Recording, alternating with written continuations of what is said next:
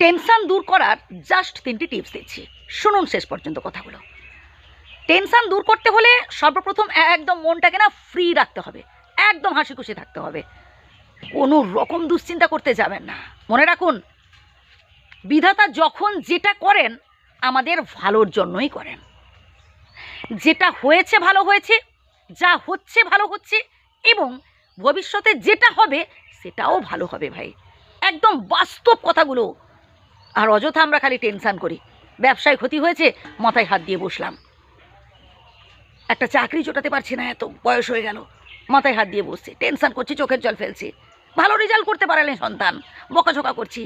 Tension করতে করতে মানে মাথার মধ্যে নানান রকম রোগ ব্যাধি জমে আছে, সংসারে অভাব অনটন, টেনশান।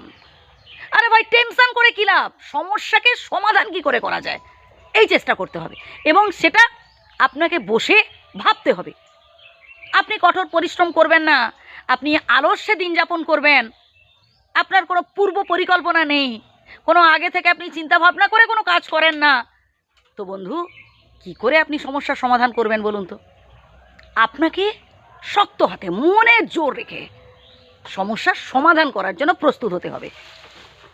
এবার আসি সমালোচকদের কথায়, যেটা আমরা অনেককেই এই ভুলটা করে থাকি। লোকে কে কী বলছে, হ্যাঁ এরকম একটা কাজ করবো, নানান লোকে নানান কুমন্তব্য করবে। আরে ভাই, আপনি 10 দিন না খেয়ে থাকুন ঘরে, ওইসব সমালোচক, ওইসব নিন্দুকরা কেউ একবারও আপনার কাছে আসবে না খোঁজ খবর নিতে, যে ভাই তুই খেয়েছিস, কি খেয়েছিস রে, তোর সংসারটা চলছে কি করে রে, বড় কষ্ট রে। কেউ জিজ্ঞেস করবে না, কেউ না। আপনি আজ পর্যন্ত চাকরি বাকরি পাননি, পাশে কেউ ছিল? আজ আপনি বিশাল টাকার মালিক, কত বন্ধু বান্ধব আপনার চারপাশে ঘুরঘুর করছে, কিন্তু আজ থেকে 20 বছর আগেকার কথা ভাবুন তো, কত কষ্ট করতে হয়েছে আপনাকে। কিন্তু এইসব সমালোচক, এসব নিন্দুক, হ্যাঁ ওরা ছিল আপনার পাশে। তো কেন আপনি টেনশন করছেন, ওদের নিয়ে কেন ভাবছেন? লোকের কথায় কি আসে যায় ভাই, লোক বলবেই ভাই। লোকের মুখ আপনি বন্ধ করতে পারবেন না, কোনো দিনও পারবেন না। আপনি যদি ভাবেন যে সমালোচকদের কথা মতো চলবেন, তাহলে আপনি ঠকবেন। আপনি যদি তাদের কথা মতো চোখের জল ফেলেন, দুঃখ করেন, তখন দেখবেন তারাই বলবে বাবা ঢং দেখাচ্ছে, এই সামান্য একটা বিপদে চোখের জল ফেলছে, কাঁদছে। আবার আপনি যদি হাসেন, তখন তারাই বলবে, এইসব সমালোচকরাই বলবে বাবা এত হাসির ফুলঝুরি ফুটে যাচ্ছে, যেন এত হাসি, এত অহংকার। মানে তাতেও তারা বলবে, মানে আপনি হাসলেও তারা জ্বলবে, লুচির মতো ফুলবে, আপনি কাঁদলেও তারা অসন্তুষ্ট হবে। এবার তাদের আপনি খুশি করতে পারবেন না। তাই খুশি করুন নিজেকে, নিজের পছন্দ অনুযায়ী চলার চেষ্টা করুন। আপনার যেটা ভালো লাগে আপনি সেটাই করুন। তবে মনে রাখবেন, কখনো কোনো অসৎ কাজ করতে যাবেন না, ভালো কাজ করুন। না নিজের কোনো ক্ষতি করার চেষ্টা করবেন, না অপরের কোনো ক্ষতি করার চেষ্টা করবেন। ঢিল ওপরের দিকে ছুঁড়লে সেই ঢিল সর্বপ্রথম নিজের ওপরেই পড়ে, কথাটা মনে রাখবেন। তাই সব সময় জীবনে দুঃখ আসুক, কষ্ট আসুক, সমস্যা আসুক, সৎ পন্থা অবলম্বন করবেন। আলু সেদ্ধ ভাত খেয়ে থাকুন ঠিক আছে, কিন্তু সৎ পথে, সৎ পথে কঠিন পরিশ্রম করে 2 পয়সা বেশি উপার্জনের চেষ্টা করুন। দেখবেন সংসারের অভাব অনটন ঠিক দূর হবে। সবসময় মনে উৎসাহ রেখে কাজটা করবেন।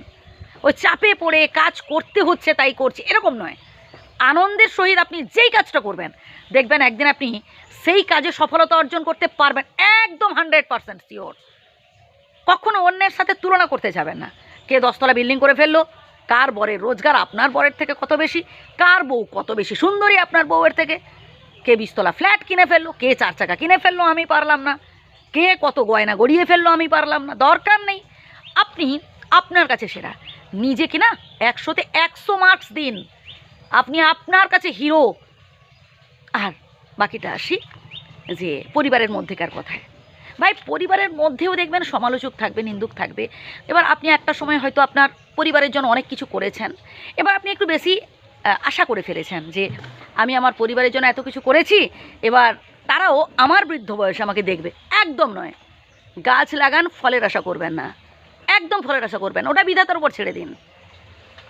দেখবেন আপনার বিপদে কেউ না কেউ আপনার পাশে থাকবে, সেটা স্বয়ং বিধাতাই পাঠাবেন।